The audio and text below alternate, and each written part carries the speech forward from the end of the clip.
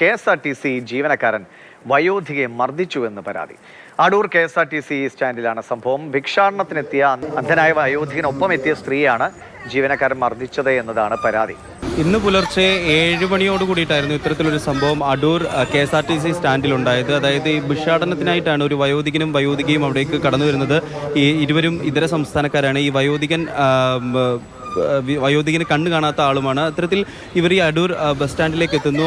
ഈ സമയം അവിടെ സെക്യൂരിറ്റി ഡ്യൂട്ടിയിലുണ്ടായിരുന്ന KSRTC ജീവനക്കാരൻ R. വേണു എന്ന വ്യക്തി ഇവരെ വടിവെച്ച് അടിച്ചു എന്നുള്ളതാണ് പരാതിയായി മുന്നോട്ട് പറയുന്നത്. ഇപ്പോൾ നമുക്ക് കാണുന്ന ദൃശ്യങ്ങളിൽ, നമുക്ക് ലഭ്യമായിരിക്കുന്ന ദൃശ്യങ്ങളിൽ ഈ വടിവെച്ച് ഇവരെ പുറത്തേക്ക് പറഞ്ഞു വിടുന്നത് ദൃശ്യങ്ങളിൽ വ്യക്തമാണ്. ഈ വടി ഉപയോഗിച്ച് തന്നെ ഇവരെ ആക്രമിച്ചു എന്നുള്ളതാണ് പരാതിയായി ഉയർന്നിരിക്കുന്നത്. നിലവിൽ ഇവരിപ്പോൾ അടൂർ താലൂക്ക് ആശുപത്രിയിൽ ചികിത്സ തേടിയിരിക്കുകയാണ്. എന്തായാലും ഇന്ന് പുലർച്ചെയാണ് ഇത്തരത്തിലൊരു സംഭവം ഉണ്ടായത്. KSRTCയിൽ ഒന്നടങ്കം ഇന്ന് ഒരു ആഹ്ലാദത്തിന്റെ ദിനമായി മാറുമ്പോഴാണ് ഇത്തരത്തിലൊരു വാർത്ത പത്തനംതിട്ട അടൂരിൽ നിന്നും വരുന്നത്.